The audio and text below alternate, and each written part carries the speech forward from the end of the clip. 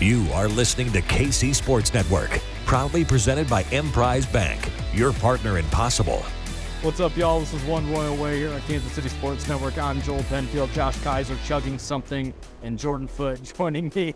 As always, gentlemen, how are we doing tonight? Merry Draftmas, and to everybody that is coming to Kansas City, this is going to be an exciting week. Like, I know we cover baseball, but we're obviously huge football fans. We like to think we know ball, and it's going to be a lot of fun. Cool to see our city on display in this way for the next couple of days. It's cool seeing like the Ian Rappaports of the world popping in, like Meet Mitch, Q39 at Joe's, all the usual spots. It's kind of cool to see that on Twitter, but definitely KC is on display. I love it. I'm super excited, man, and it's just a reminder that KC can have stuff like this. KC can have good things. KC can have good people, and I mean, like from an outsider's perspective, I went to ASU for a year. Everyone was like, ugh, Kansas City. Like, what the hell is in Kansas City? I was like, well, barbecue, first of all. Second of all, good sports teams, kind of, sometimes, every once in a while. Third, it's actually a cool city, I think. So it's nice to put that on the map, and I think having the draft in town will be cool. But before that takes over, talk a little baseball. I know it is obviously not easy to listen to a podcast about a team that at this point is 5-17, 18. What is time? I don't even know. But we appreciate you guys listening to this, and we always have to thank our sponsor, Kansas City Strength and Conditioning, for sponsoring us since day one here at KCSN. If you have a baseball or softball player in the area that needs a place to train, be sure to go check them out. Can't thank Kansas City Strength and Conditioning enough. Gentlemen, it is obviously difficult. This is not an easy thing to do. Like, we love baseball, but trying to be as measured and relatively positive as we can is not easy right now. So let's have some sort of positive vibes here, at least early on. We got a lot to talk about today, but Jordan, we'll start with you. Do you have anything that you'd like to bring to the show early on that you feel like, hey, this is something that we can look at as a positive of some kind? I have two things, I guess, and they're kind of like roasts, I guess. At least the second one is.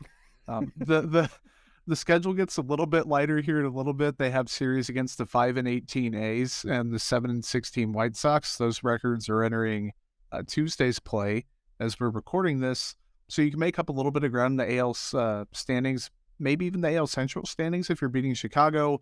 Secondly, I think things can only go up from here a little bit. Like the Royals hitting 30th in OBP, 29th in average, 29th in OPS, 27th in runs scored, 26th in home runs. They're starting pitching 28th in strikeouts per 9, 23rd in a couple other things in the bullpen, 30th in home runs allowed per 9, 29th in hits allowed per 9, 29th in ERA, 28th in WHIP, 25th in walks allowed per 9. So unless I'm reading those leaderboards backwards, the Royals are not doing particularly well so far this season. I think those numbers will probably go up a little bit. This team probably will rank 20th or below in quite a bit this season, but 21st, 22nd, 23rd, maybe even 24th. That's a far cry from 29th or 30th. So those are my two kind of positive things that are really sad, but I think the spin zone here is that they might improve at some point, maybe not. I don't know. Josh, please save me from this downward spiral.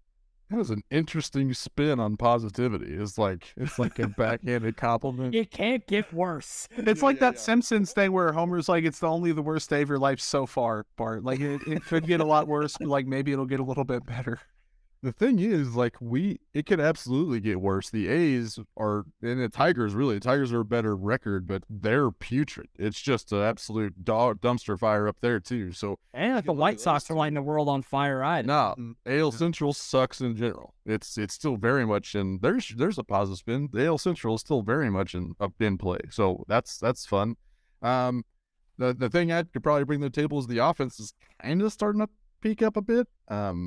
They did see Shohei, which absolutely tore through that lineup, which is how it goes when you face greatness like that. But the last week, they're 17th in OPS at a 683, so not great, but better. They're not dead last. 17th is not bad. They have the fourth lowest K rate in that time at 21%, and the lowest walk percentage in the major leagues at that point. But let's focus on the increase in OPS, the decrease in strikeouts. Let's spin that as a positive, and let's not worry about how we talked last week between me and Jordan, was that once one thing started coming up, the other started coming down, and that starting pitching has sure started to take the other end of that teeter-totter. So let's stick with that. Offense is doing better. I mean, yeah, you can see, like, there are, even in the losses, like, you can see the glimpses of, hey, this is starting to go right. Like, we saw that, I think it was on the Sunday game. They got away from them at the very end against the Angels. Like, the offense really did start to come together. Bobby hit a homer, MJ hit a homer, Vinny hit a homer. They were able to kind of scrap together late on Saturday. So you could see some of this. It's just not all coming together at once, but you're starting to see the bits and pieces of it, which at this point I'll take. Like, I'll take anything. I don't need to sit and whine about, every little loss, because, what is it at this point? Like, who cares? It is what it is. Just let's try and, at least look toward the future here. But the biggest thing that I've seen over the last week is Vinny is becoming the all-star that we said that he was going to be coming into the year. He's 5th among first basemen in weighted runs created plus, up to 154. And I believe he is 4th in wins above replacement. Is tied for 4th in wins above replacement. Interestingly enough, the name that is at the top of the weighted runs created plus list for first baseman, not on my radar whatsoever. Do you guys have any idea who it might be? I would have guessed Pete Alonso. Not Eric Hosmer. Not Eric Hosmer, no. I'm just throwing strays at everybody. This is going to be a fun one. Straight Eric Hosmer. That's, what does that do at this point? Dude's barely hanging out with the Cubs. Yandy Diaz. Yeah. Yep. I mean, it makes sense. But yeah, because Yandy Diaz, Vlad Jr., Anthony Rizzo, then Pete Alonso. Okay. And then Vinny Pasquantino, followed by Matt Olson. So that's the company that Vinny is in at this point. He's continuing to hit the ball hard. The strikeout rate's come down over the last couple of weeks. He's only striking out 14%. The walk rate's steady around 13, which is about what he's been in the big leagues. Average has come up close to 300 if you're a batting average guy. There's a lot to like. And he is holding down first base really, really well. I know that people talk so much about Nick Prado's glove, rightfully so. If he played every day in the big leagues, he'd be a Gold Glover. But Vinny is, I believe, in like the 93rd percentile and outs above average. He is a lot better athlete than he is given credit for. He's proving everything that we have believed coming into the season, and just the middle of the order lineup guy that this team needs. I don't remember the last type of hitter like him that the Royals have had. The guy that has an actual approach, has a walk rate that's very ballparky to their K rate, good average, good power too. I mean, we could call Billy Butler pretty solid bat profile, but he never really had the power that I think Vinny has. So it's kind of a weird thing to kind of look at is how he's doing it and how his success is coming at the plate. It's fun to watch, and I'm pumped that we actually got one. We got one of the guys that do that. Yeah, and it doesn't seem to be, and this isn't me throwing anything at any specific player or saying it's going to happen in the future. It really isn't, I promise. But this seems very, for the most part, what he's going to be. Like one of the best first basemen in baseball at the plate. He's going to be able to hold his own on defense, and he's doing really more than that this season. He was a good player last year objectively and showed quite a bit. And everyone said, okay, well, he should, at the worst, be a good player this year. He's been pretty much a great player this year for the Royals, and I think this is what people can expect long term. So we could probably cut the last 3 or 4 minutes and post it every week, and it'd be the same thing because he's going to keep giving them the same thing every time. But that doesn't mean it isn't worth bringing up because we're talking about positives, and every week on that list, he's probably going to be one of those few positives for the next, couple months perhaps.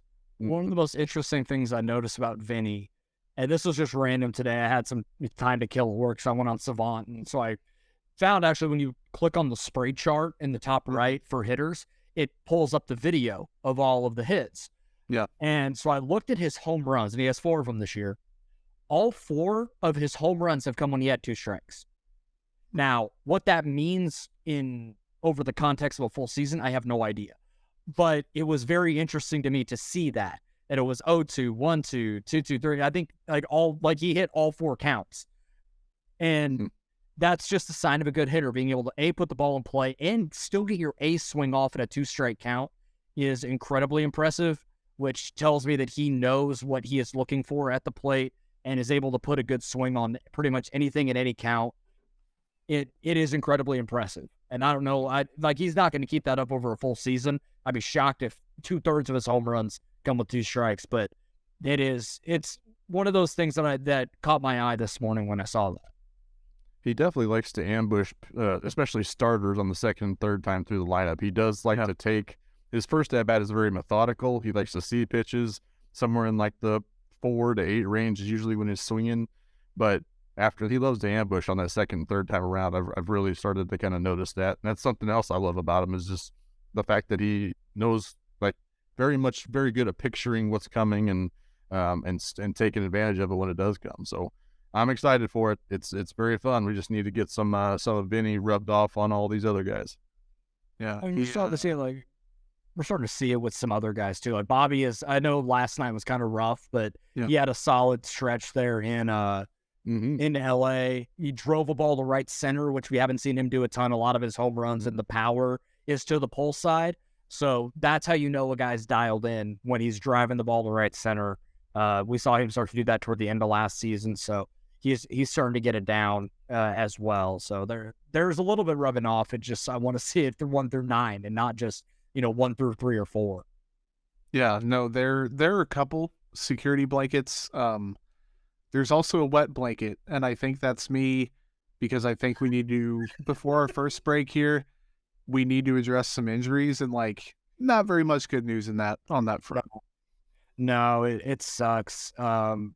It came down last week, and of course it's 2 weeks after I gushed about how good Chris Bubich was and how good I thought he was going to be this year. Flexor strain, something you never want to hear, and then second opinion in the same sentence. Not great. I know you guys talked about that last week, but it came down that after the opinions of multiple doctors, it was best for Chris Bubich to get Tommy John surgery, which is going to put him out until probably after the All-Star break of 2024. It's brutal, man. You hate to see it for any pitcher, but especially a guy like that, because it finally felt like he found something. That he was turning the corner as a pitcher in the big leagues and had found that next gear to be a part of the rotation for the foreseeable future. That is on hold for a while now. We're still waiting on Daniel Lynch. It was already a up and down roller coaster of a starting rotation, especially with Brady Singer, at least right now, taking a step back. I don't think that'll last long, but at least you hope not. But it's tough to see, and you hope that he comes back and after 15 months off and, was able to kind of pick back up somewhere where he left off, and still with about 1.5 years of control left, he's able to, find himself and maybe find a future in Kansas City still. Are we saying, is that the official ruling about Bubich being after the All-Star break next year? I generally give it about 15 months. That's often what you see. Some guys are able to come back sooner. If I had to guess, and this is I don't know for sure. They just said to be back by the end of 2024. At the best case scenario, I bet he's back after the All-Star break at 24. Would be what I think. Well, Dr. WebMD said something about 9 months for a pitcher to be back throwing competitively.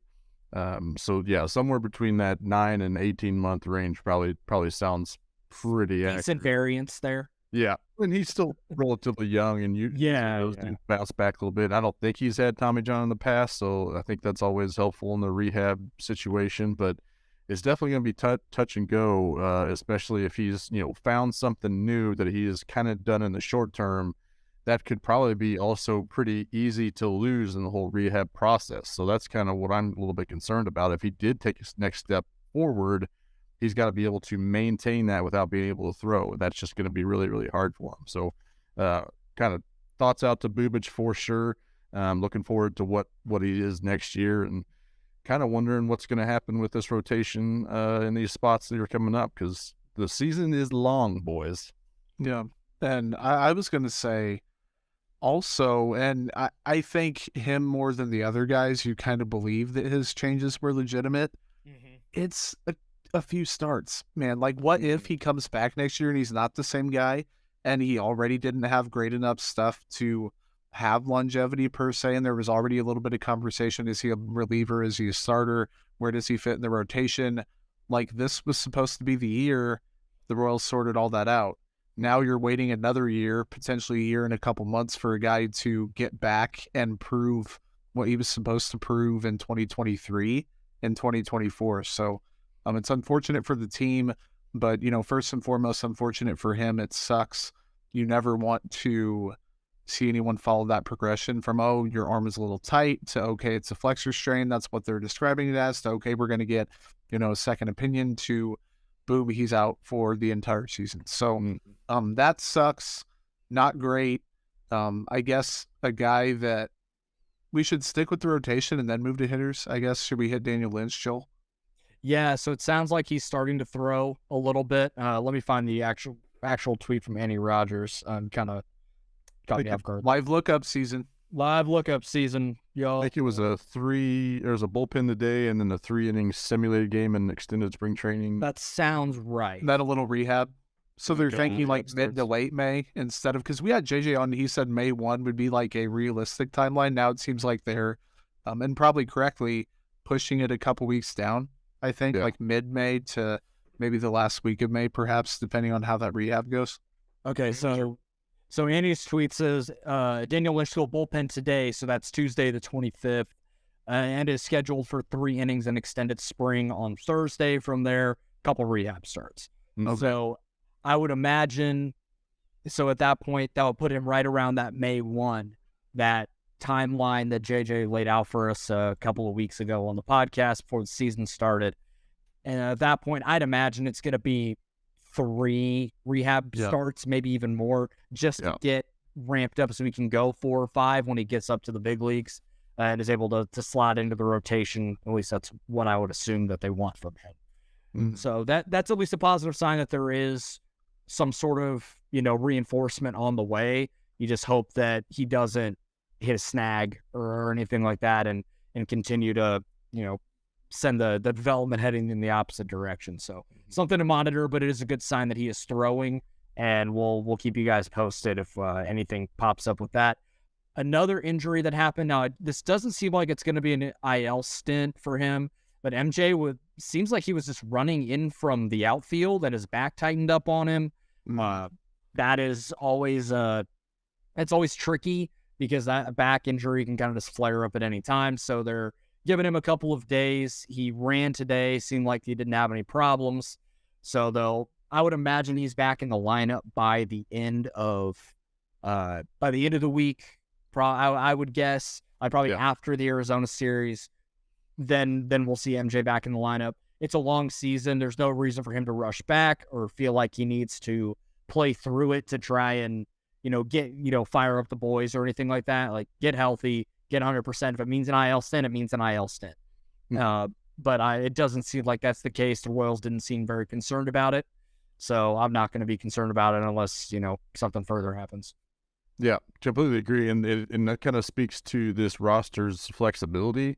Because they can afford to put MJ kind of on a informal IL, just give him a few days rest and be able to slide into those spots. And it's obviously going to be a void in the lineup. You're replacing him basically with like a mishmash of Nicky Lopez and Matt Duffy for the most part.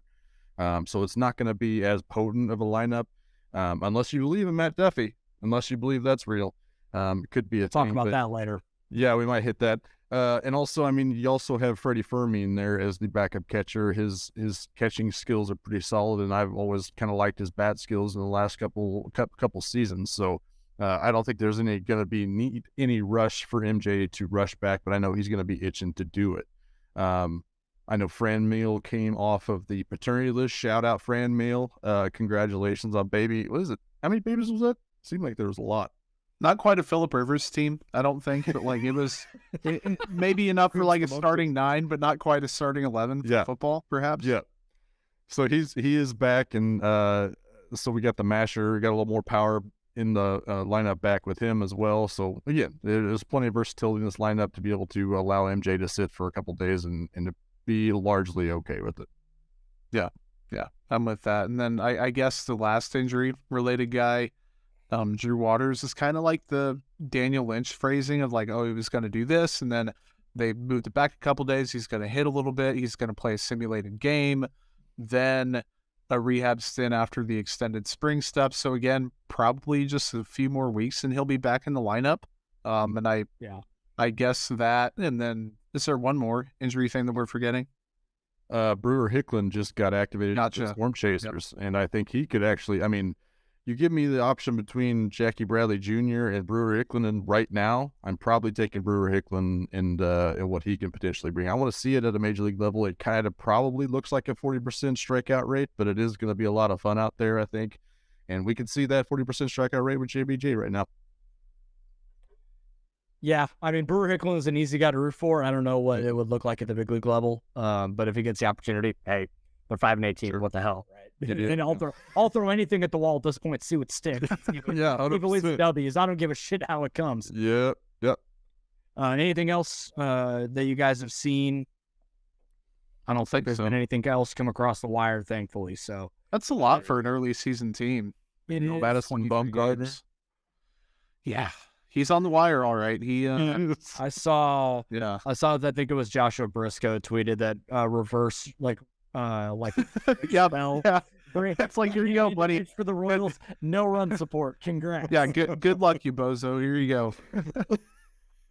I'm in. He deserves it. Oh man. Hey, maybe Couturier would be weird enough to let him in for himself. Hey, they could do worse. They could have two. That is very true. And then you throw in Eaton, maybe he's back up, and you got 3 two-way players. Ain't nobody in the league done that since 1875 or whatever. Well, and then Zach Greinke, too, could hit. Yeah, that's what I mean, yeah. If they really... Oh, yeah, they could. Yep. So, man, should we go to break before we get too far off the rails? Correct. Yeah, we'll be right back. Thanks for listening to KC Sports Network. Make sure you download our new app. Find it on the App Store or Google Play. Just search KC Sports Network. Entertain, educate, inform.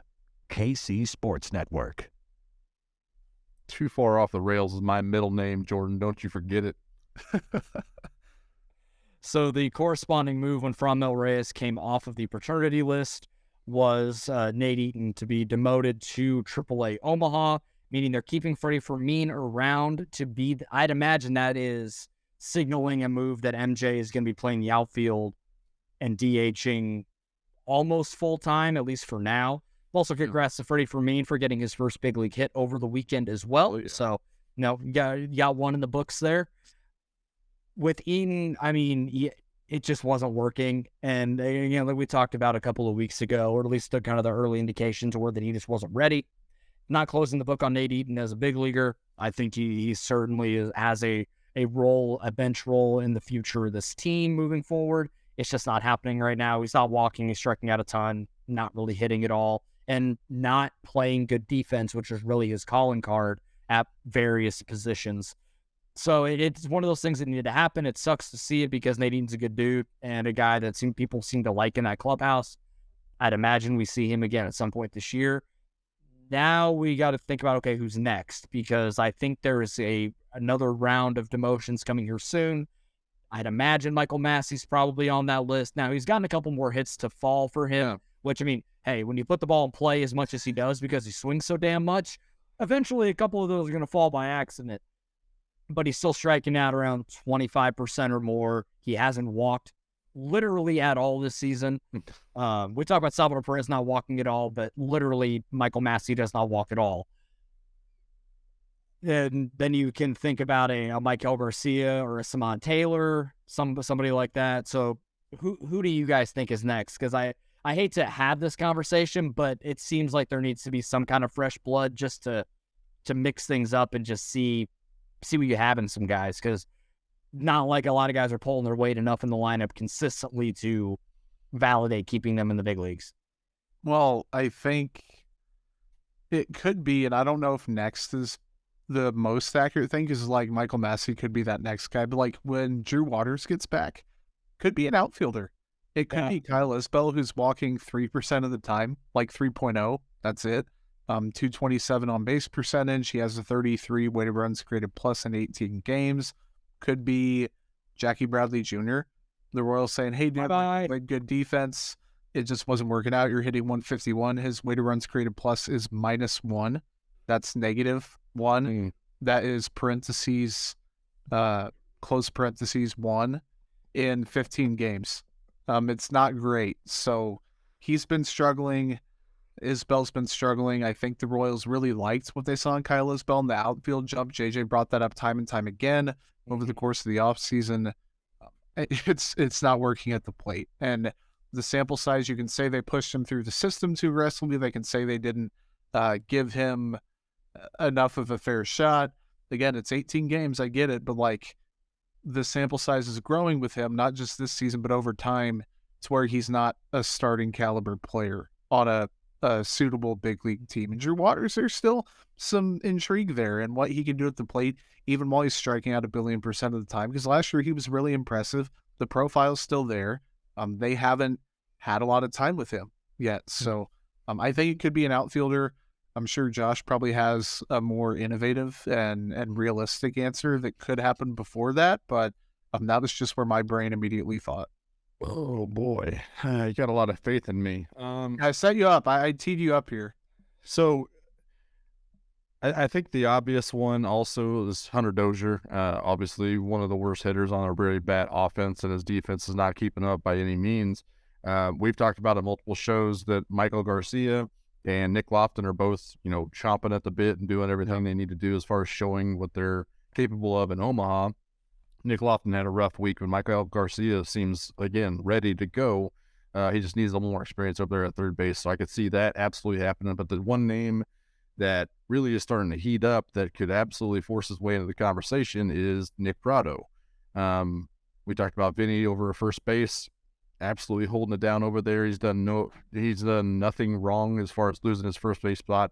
Prado is still very good at first base, so I can see him coming and getting some of those reps too. But if they also need some outfield help, he could play some right field too. That's kind of why I'm keeping an eye on that MJ Melendez injury.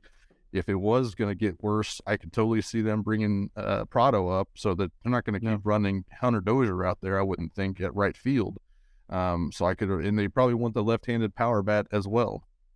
So Prado kind of checked both those boxes that I could totally see. And I think his 2-week time period is up from his optioning earlier in the year. So I totally could see him being in the mix as well. So I would go Nick Prado. Also, shout out to Royals Farm Port. Alex was the one kind of bringing up the differences in approach that Prado's kind of showed down in Omaha lately. That is kind of off to a slow start, but I think he's just getting adapted to that new approach, and he's really starting to heat up this last couple of weeks. So I think Nick Prado is a possibility as well, which is a good thing. We got options. We got plenty of time to give them reps and see what they got, and I'm excited to kind of see where that leads. I mentioned him just flow of consciousness. I mentioned Samad Taylor. I went and looked at his numbers, and he has the ability to play infield and outfield, playing center field quite a bit in Omaha right now. Slashing 312, 379, 481, striking out about 21%, walking around 9%, 121 weighted runs created plus. That could be an option as well. I believe he's on the 40-man roster. Yep. And maybe that's a guy that you just go, let's see what you got. And that's a scenario where you just tell JBJ, thanks for your service, my guy. We appreciate it. This isn't going to happen anymore. Or Michael Massey, hey, go learn how to take some walks in AAA. I don't care if you go full Miguel Vargas and don't swing for a week and a half and just see pitches. And you bring up Samad Taylor and just go, hey, here's your cup of coffee. Let's see what you got. At this point, kind of the theme of this podcast at this point, what the hell do you have to lose, right? You're already 5-18. Like, bring Samad Taylor up and to see what happens. Yeah, I'm on board with that. I've also heard his exit velos are pretty promising as well. Yes, which is a really good sign. Yeah.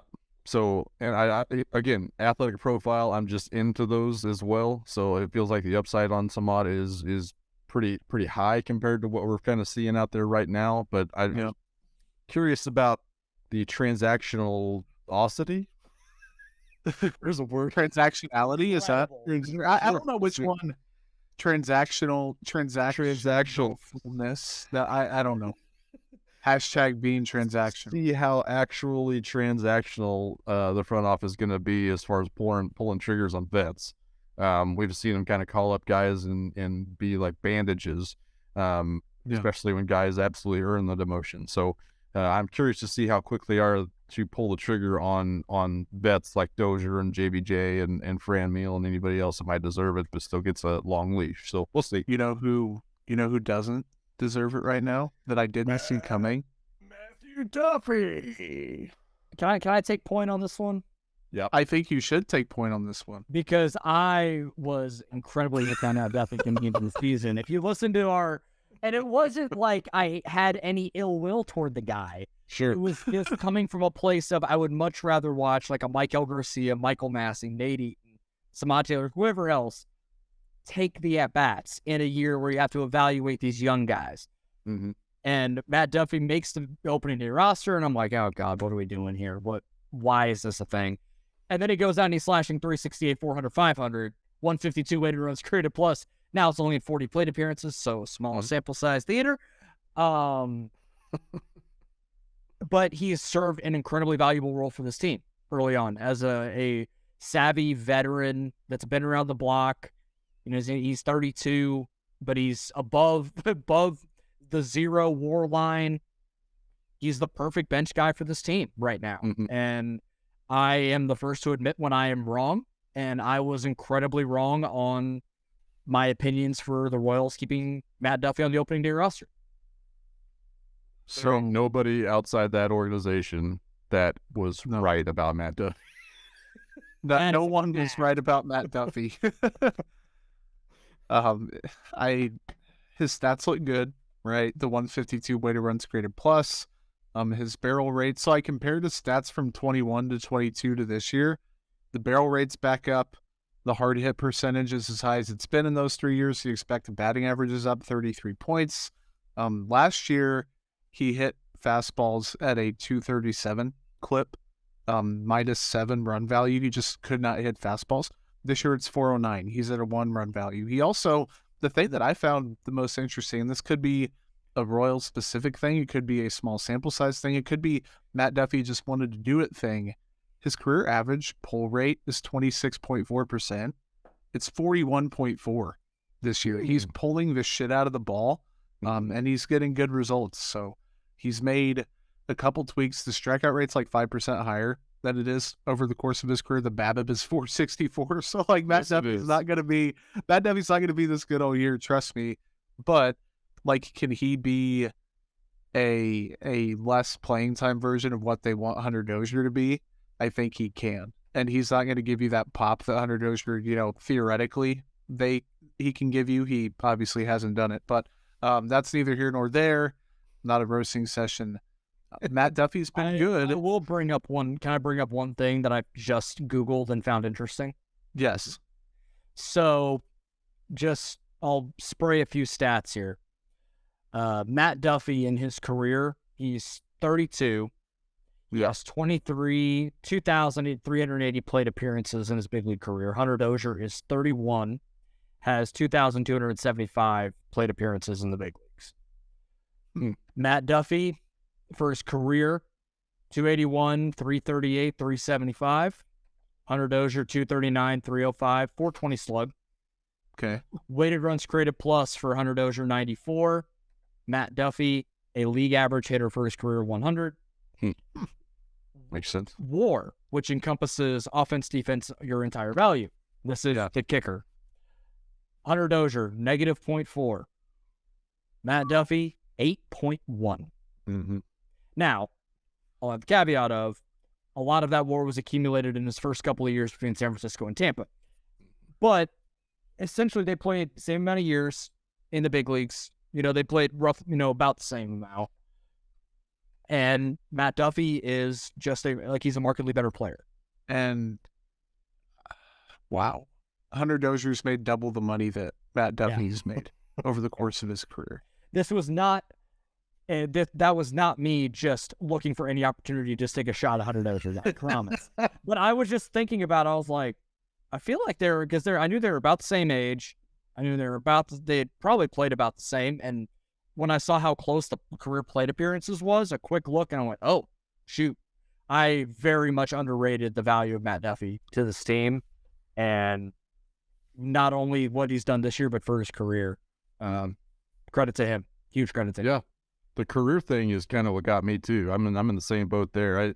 Obviously this year has taken us off guard, but the career the effectiveness is certainly there for Matt Duffy. I will also caveat one more thing is he is still very much a matchup player. 100%. He seems to be in a platoon with Nicky Lopez, even during Duffy's hot streak, and Nicky as cold as he's ever been. Q still subbed out Nicky for Duffy in a situation late inning at bat against a righty. So Duffy's good numbers are very much still there, and they are absolutely the flowers are deserving. But he still, on the year, has 24 plate appearances versus lefties and 16 plate appearances against righties. So I think Q is still playing the matchups on that, which is fine. And that's also encouraging for me because despite the hot hand, he's still right in these matchups. So I'm still very much into that.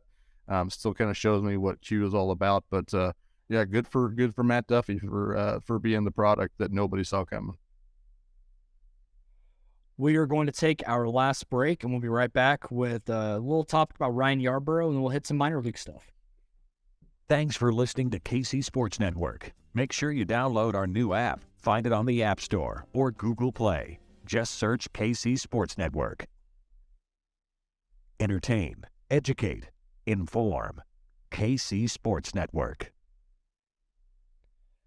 Welcome back, everybody. So for this last little bit, I'm looking at our rundown, and Jordan put in our chat. Ryan Yarborough is with 4 question marks, which I don't freaking know. Which is, I think, the perfect way to describe how this conversation is probably going to go. So Ryan Yarborough on Friday, I believe it was, in the Angels series, Taylor Clark was the opener with Ryan Yarborough as the Costco guy. And then now that Bubic is out, we're back to about to get to his spot in the rotation after Brady Singer. And tomorrow on Wednesday, Ryan Yarborough is going to start. No opener. He's just going to start the game. And hopefully he can go through the order a couple of times and turn it on over. I have no idea what his role is going to be moving forward because Daniel Lynch is going to come back to he's going to come into the rotation. It seems like he's really just going to bounce back and forth throughout this season, which for a 1-year deal, that's fine. But 7.62 ERA, negative .3 WAR already in only 13 innings. It is just weird. I have no idea what to expect from him. I hope for the best, but I don't know. What do you guys think here? I don't have a lot of thoughts here because it's just like, we'll see what happens, I guess. I'm thankful he is on a 1-year, $3 million deal. I'll start with that. That could have been real bad if we were going to throw another year at him, because this is not good. Even the badness that he's kind of been seems unsustainable. He doesn't strike people out. He does kind of walk people, but not much. And all of a sudden he's hitting people. He had 4 hit batters in the last week. He's on pace for 28 on the year. I don't know the last major league player that has hit 28 players in a whole season of baseball. So I hope we're in a position where we find out that he is not going to be a starter. We know that he's just kind of like a bridge to get over through the hump and to let Heasley and Kowar and other 40-man guys kind of figured it out in the minors. We know he's not a back of the bullpen guy. He's probably not a swing man. So at this point, I want to say he is a matchup-dependent lefty specialist, but I can't do that because he's also bad against lefties this year. So he's a middle relief innings eater in garbage time is the answer. when I'm things not are going well, I should say. I should Yes. caveat that. Yeah. I'm not trying to roast the guy. I'm literally just dropping statistical facts that like you can't argue with. They just are. He is leaving 57.3% of batters left on base compared to 68.8% average. He's keeping walks in check. It's right in correlation with his career average. But he is first percentile in strikeout percentage. He is first percentile in whiff rate. He is first percentile in fastball velocity. He is bottom 20 in expected batting average, expected slugging, chase rate, curve spin. Opponents are hitting 375 off the curveball. They were hitting 211 a year ago. The pitch is being used less. Like, good for him for realizing it's like objectively terrible and not throwing it. But it has minus 10.2 inches of vertical drop compared to league average. Last year, that was nowhere near that. Like, I don't know if he tried to make an adjustment and it's completely backfiring on him. And he's like, oh my God, this is terrible. I don't have a feel for it. Or it just has completely been lost. And he, somewhere along the way, was like, I don't have a curveball anymore and I'm not going to throw it as much. But when I do, buddy, it is like, beep, beep, beep, like you have the little fisheye on the show. And it like, well, it's like you guess the pitch and it lights up all blue. That is what it is when he is throwing a curveball right now. And I'm not trying to pile on the guy, but like righties are hitting 306 on him. He is borderline unplayable against righties. Lefties are hitting 267 off of him, which isn't great. So you're like, 7.62 ERA will probably improve. The FIP is 6.17. So you're like, okay, well that, could get a little bit better, but like he's not striking people out. He doesn't have the fastball to do anything. He doesn't have the velocity to do anything. He's not extending at an elite level, so you can't really use that as a crutch. The curveball has been terrible.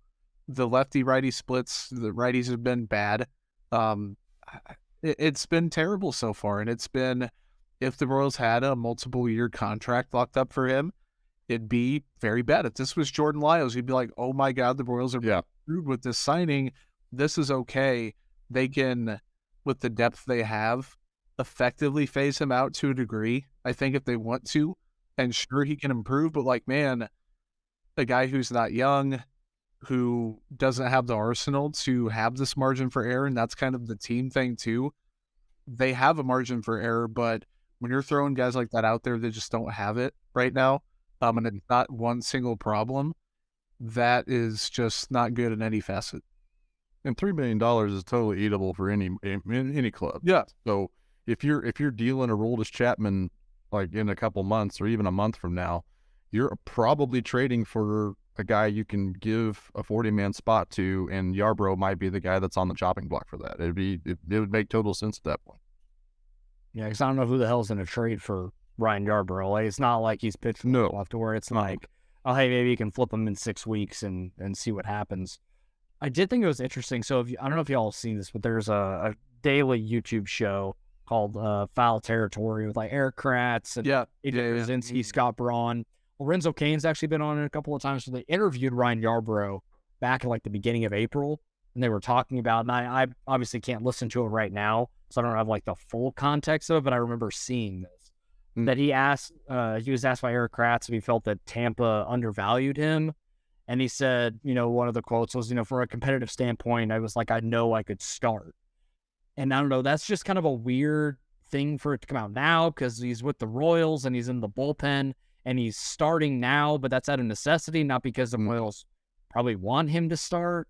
It's interesting. I don't know. I found that odd. I'll just put it that way. Yeah. I think that's perking up some ears for sure. Yeah. Now I wish I'd found that earlier and actually listened to the full quote so I can get the full context of it. I wasn't trying to be like clickbaity. Your live lookup skills are terrible, Joel. It's very bad today. That is we don't expect you to live look up an entire interview segment. You're fine. No. Well, I just remember seeing it, and then I saw it during my workday, and I was like, went back, didn't even think about it. And then we were talking about it, I was like, I feel like I saw something that he had some quote about wishing he started more. I don't know. Bizarre. But we'll see how it goes. Obviously, we're not wishing that he's going to suck. Yeah. He was serviceable against the Angels. I mean, that's a pretty tough top of the order at least. So for sure, he was serviceable against the lineup with some righties that mash lefties. Yeah. Yep. And the D-backs are not nothing either, so we'll see what he's able to do tomorrow. Hopefully it's at least eat a few innings of keeping him in the game type of ball. So I don't know. Exactly. We'll see. He's got an opportunity to show what he's made of, and that's sounds like what he's looking for. Before we get out of here, we will hit you with some stuff from the minor leagues. Josh, do you want to go first? I know you I only really have one thing that I noticed over the last week, but I know you have a list of stuff. What you got? There was a good start by Tyson Guerrero down in Quad Cities. It was really top to bottom. There was a lot of good pitching performances in Quad the Cities rotation is really good right now. Yep. And that's not, the other one was Shane Panzini down in Columbia. He's got 2 starts in the last week. Today was a start. He has 6 innings pitched, no earned, 2 hits, 3 walks, and 6 Ks.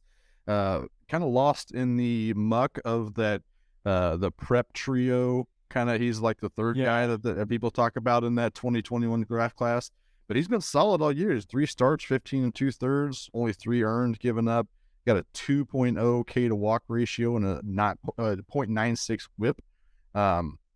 We've seen Mazzucato kind of potentially taking that next step. He's looked really, really good this year. If Panzini has figured out and he's taking that next step, I think he's older. I think he's 21. I'm not sure if he's an older Mazzucato are. Yeah.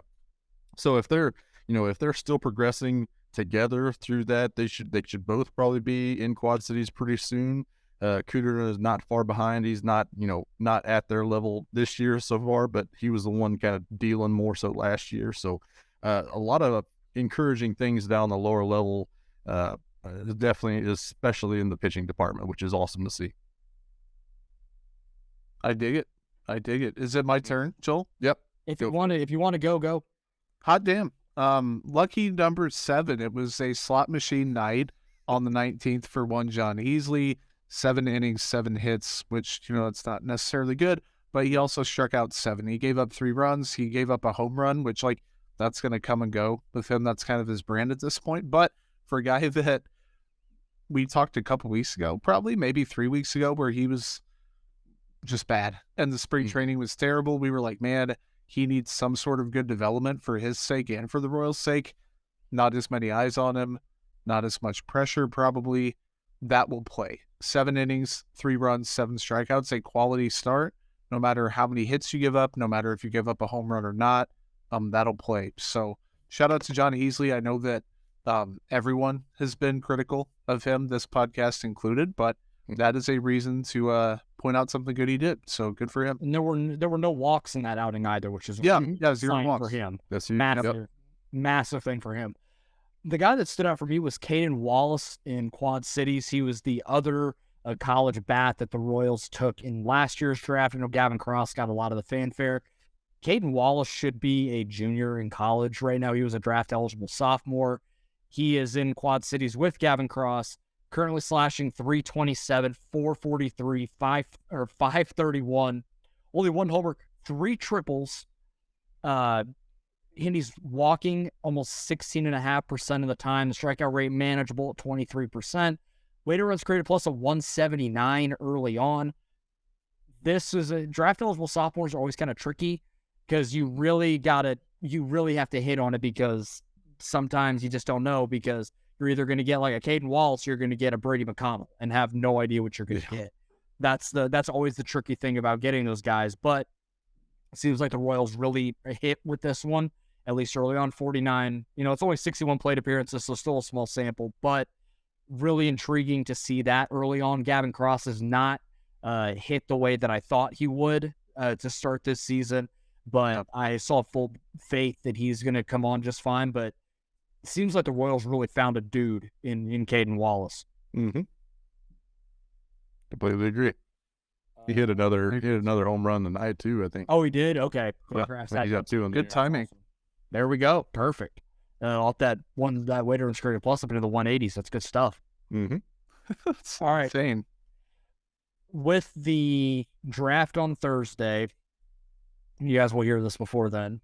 Let's go around really quick. With the 31st pick in the 2023 NFL Draft, the Kansas City Chiefs select Josh. I'm going to go with my heart pick, which is Quentin Johnson. I love the size. I love the ceiling. I want to see it. I want to see him pair it. I want to see the Matt Ryan and Julio Jones combination with Mahomes and Quentin Johnston. I think that would be the fun ceiling, but we'll see. He's pretty raw, so we'll see. I think Quentin Johnston was one of my 2 picks. I'm going to go Quentin Johnston or Anton Harrison. I think Harrison's stock not has fallen, but flattened out a little bit. Mm-hmm. If you would have asked me a month ago, I was like, no way he's there at 31. Now with other guys coming up, I think it's possible now. I'm not sure how the league necessarily feels about him. All it takes is one team, even the Tampa, I think, at 19 to take him. But if he's there, I think the Chiefs would be hard-pressed to pass him up. The same applies to Johnston, too.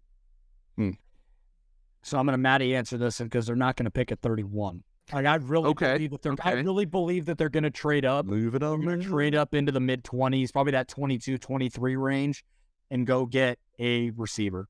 Like, either that or if for some reason Darnell Wright, the tackle from Tennessee, falls, they're like someone that falls because I want so badly for like 5 quarterbacks to go in the top 15 and just push all of these guys down. Someone's going to fall into that 20s range, and the Chiefs are going to pick there. They're not picking at 31. Well, you got to call your shot. Okay, official pick. We'll go Zay Flowers. Man, okay. I'm going to Zay Flowers. Right on. I don't hate it. Hey, we talked about it a little off air, but like if they get any one of Quentin Johnston, Jordan Addison, or Zay Flowers, I'm perfectly fine. Yeah. Like, basically, I just don't want them to go and get. Like, I want them to go tackle, edge, or wide receiver. Like, D tackle. No. When you get Keon White, buddy, you are not going to be happy. Or Will McDonald, Bill Mickey D's. If they draft him, you're going to be pissed. Mm-hmm. Well, I watched him terrorize me in the Opens in Big 12 for 4 years, so I don't know. Yeah. What if for some ungodly reason Miles Murphy's there at like 22? Like, oh, I mean, hey, you're running to the podium at that point. Yeah, I'm in on that too. No, it's going to be a lot of fun. Be sure to watch all the stuff we have at KCSN for all the draft coverage. Kent, Maddie, and Craig are going to be busy as hell for talking for 11 hours straight. Be sure to go hang out with them down at Power and Light if you're there. Come hang out on Sunday at Holiday Distillery. There'll be a lot of fun stuff there. If you haven't been out there to hang out with us, it's a really good time. You guys have anything else before we get out of here? Not me. Nope. Not me. I'm good to go. Thank you for rocking with us every week through this sludge of a season, and it is April 25th. Thank you guys so much. We'll talk to y'all next week. Thanks for watching this production of KC Sports Network, the fastest growing sports media network in Kansas City. Check out these videos that feature our team of more than 15 former players, insiders, and analysts bringing you the best Chiefs coverage you can find. Entertain, educate, inform. KC Sports Network.